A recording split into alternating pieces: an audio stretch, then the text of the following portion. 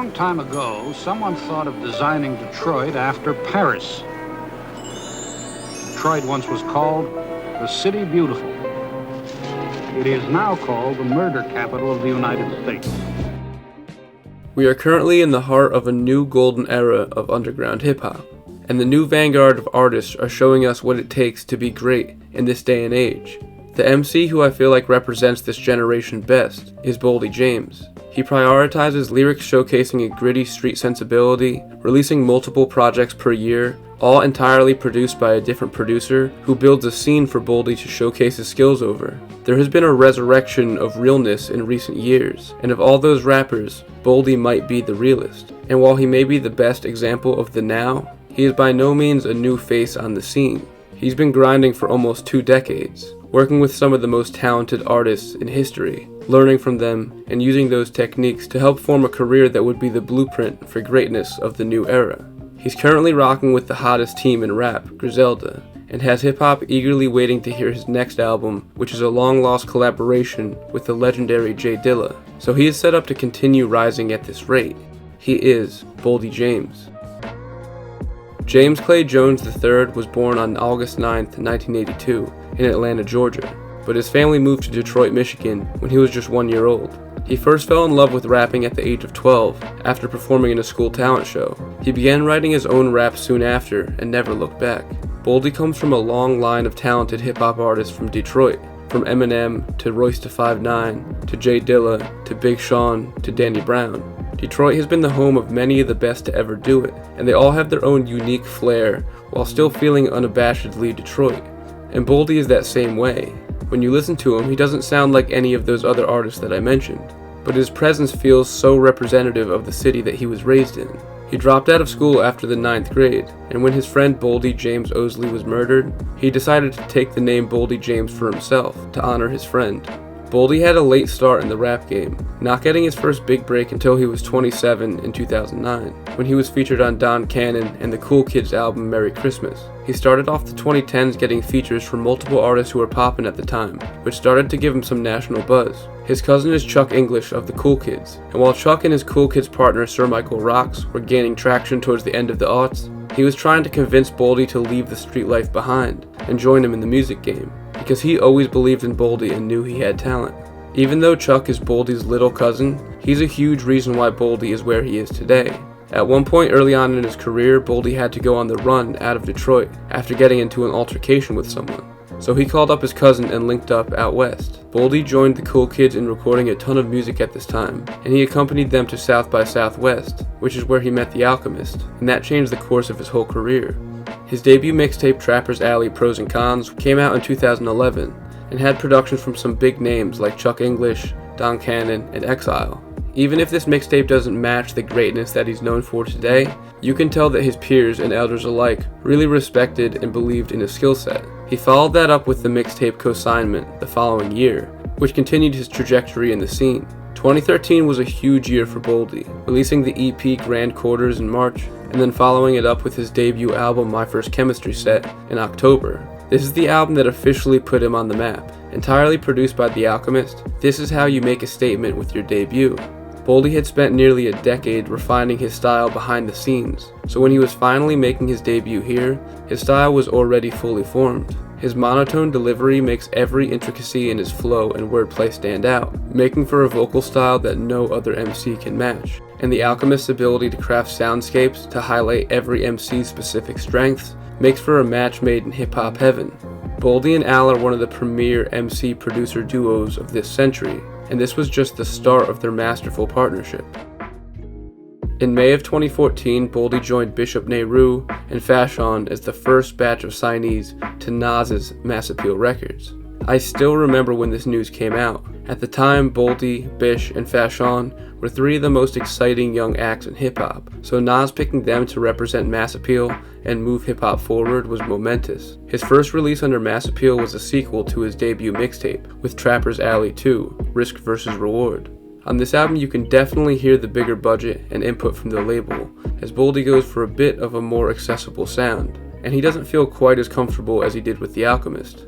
This era of Boldy's career rarely gets talked about these days, but there are some really underrated gems in his catalog from this time. He started out 2017 with the EP The Art of Rock Climbing, and then went right into his mixtape House of Blues just a month after. A year later he released Live at the Roxy, Caps and Tabs with M-Stacks, and then later Tabs and Caps just a month after that. December of 2019 may technically be in the 2010s, but that month set Boldy up to be one of the signature MCs of the 2020s. He released the Boldface EP, which reunited him with The Alchemist. This project immediately perfected the Boldy James recipe. At only 5 songs, each one captures something different that he does well. The opener, Ill-Advised, has him getting introspective, reflecting on his path to get here. Method to My Madness shows off his versatility, rocking over trap percussion on the production. Summer Night shows off an effortlessly intricate rhyme scheme. Dino Valino highlights his ability to collaborate, relinking with the cool kids, and My First Offense closes it out on a high, with Boldy telling the story of his first arrest over this funky fat bass sample, almost channeling an old blues singer with the feel of it. While 2020 was a shitty year for mostly everybody, Boldy made the most of it, being one of the front runners for MC of the Year to start out the decade. Boldy and The Alchemist are the definitive producer-MC duo of the 2020s, carrying on the tradition from acts like Pete Rock and CL Smooth, and Blue and Exile before them. They followed up the Boldface EP with The Price of Tea in China, which in a lot of ways acted as a re-entrance of Boldy James into the consciousness of the underground. Every time that he links up with The Alchemist, it puts the game on notice, and it had been 6 years since their last full-length collaboration at this point. This album is one of the greatest showcases of beats and rhymes that we have in recent memory. The duo's chemistry is so high that they almost feel like one artist. Boldy's flow is hypnotizing over these loops that feel laced with dope. This album came out in February of 2020, and my memories of listening to it are so intertwined with my early COVID memories. This was a moment in my life that I'll never forget, and this album was the soundtrack to that. In that same year he released Real Bad Boldy with Real Bad Man, and the Versace tape with Jay Versace. These tapes often get overlooked because of how much great music he was putting out at the time, but these producers were able to each bring out something dope in Boldy's style. Jay Versace's beats are able to meld with Boldy's delivery, highlighting the smoothness of his flow, and Real Bad Man's chops are the perfect accent to show off Boldy's punch-heavy wordplay. The Versace tape was Boldy's official debut album under Griselda. Griselda is synonymous with the modern underground, so it only makes sense that Boldy would join the roster. Those are all great albums, but he somehow was able to top them all in that same year. He released Manga on McNichols in July of 2020, teaming up with the producer Sterling Tolles. This album is like a movie. The production almost feels three-dimensional, with so much going into the boards on every song that you can close your eyes and see the motion of each track. And Boldy is at his most dynamic here, pushing the boundaries of his usual delivery, bouncing off the beautiful yet chaotic production with his own forward-moving and constantly evolving flows. This album already has grown a cult status over the past 3 years, but when it's all said and done and we look back at Boldy's career, this is the album that will be his biggest contribution to the evolution of hip-hop. In 2020, Boldy and The Alchemist continued their incredible run as a duo, releasing both Bo Jackson as well as Super Tecmo Bo.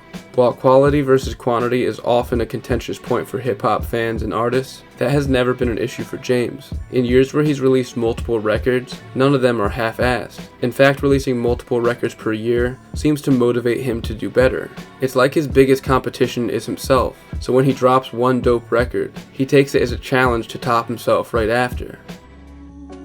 He continued that run of prolificness into 2022, releasing 4 albums with 4 different producers. He started off the year reuniting with Real Bad Man for the album Killing Nothing. Real Bad Man is proving to be one of Boldy's most reliable partners, always coming through with beats that hit a little harder than the smoother beats that he's usually gravitated to. He followed that up with Fair Exchange No Robbery, produced by Nicholas Craven. This is one of my favorite Boldy projects ever. Craven's heavenly soul loops are the perfect companion for Boldy's rap presence.